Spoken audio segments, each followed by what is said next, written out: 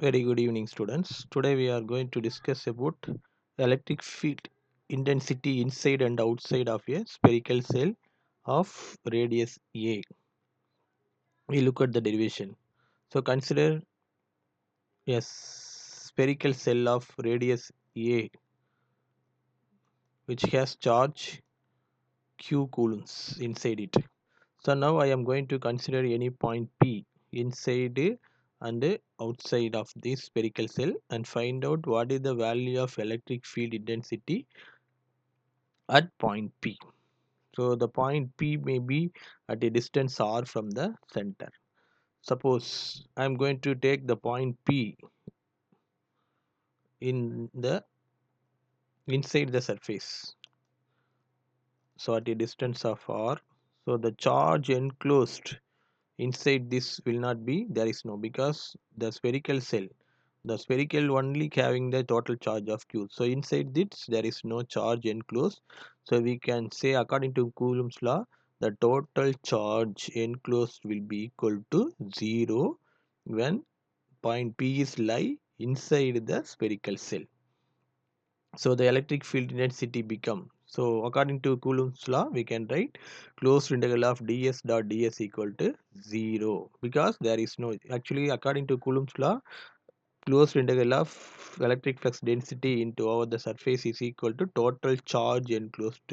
So here in this case the point P lies inside the circle, so there is no charge enclosed, that is q is equal to 0. So you can take E is equal to, therefore, so the formula for the electric flux density D is equal to epsilon into E. So from this you can find out E, substitute here. So D is equal to epsilon into E. So epsilon is the constant value depending upon the medium. So E dot ds equal to 0. Therefore E is equal to 0. So the value of electric field intensity inside the spherical cell is always 0. Now coming to outside the surface cell. So outside the cell, so now take the point P. Suppose here take point P at a distance of r from the center. So now according to Gauss law, what you are going to do, so you have to assume a Gaussian surface that enclose the total sphere. So now look at the total enclosed charge enclosed in this Gaussian surface is equal to the charge accumulated on the spherical cell. So that is the charge q. So in this case you can take total charge enclosed is equal to q. That means according to Gauss law, closed integral of d dot ds equal to total charge enclosed, that is equal to, in this case, q. So instead of d you can write E into epsilon. ds is the total surface area, you can write 2 pi r. So finally you can write 4 pi r squared, that is d dot ds equal to q. According to Gauss law, total charge enclosed here, it is equal to q. So instead of b, replace the formula, d is equal to epsilon into e, e into epsilon. So therefore the total charge enclosed in the volume, so actually it is a spherical, so the total closed surface, that is the surface area of the spherical, is equal to 4 pi r squared. So we can write E is equal to q by 4 pi epsilon into r squared. Substitute the value of ds equal to 4 pi r squared, that is the total surface area of the spherical cell. So 4 pi r squared is equal to q by epsilon. So the value of E is equal to q by 4 pi epsilon into r squared. So this is the value of electric field outside the spherical cell. So inside the spherical the value is 0 as we discussed here. So from this we conclude that up to the surface area the electric field intensity will be equal to 0.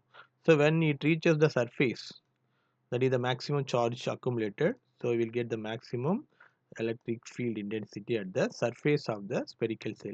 So after that the formula is equal to q by 4 pi epsilon at least. So when the distance is increased progressively, so E value is inversely proportional to 1 by r square.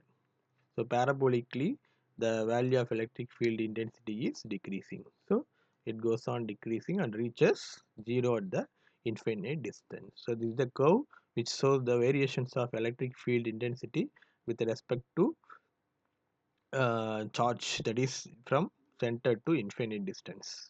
So when r value is less than it, that is the point P located uh, inside the circle, that is less than a means inside the circle. A is the radius of the spherical cell. So inside the circle there is no electric field intensity since no charge enclosed. After that, when R reaches A, the total charge enclosed is equal to Q, therefore you get the maximum electric field. Once it exits, so automatically we'll get the E is equal to Q by 4 pi epsilon naught, that is E is inversely proportional to 1 by R squared. So the value of electric field intensity is inversely proportional to square of the distance.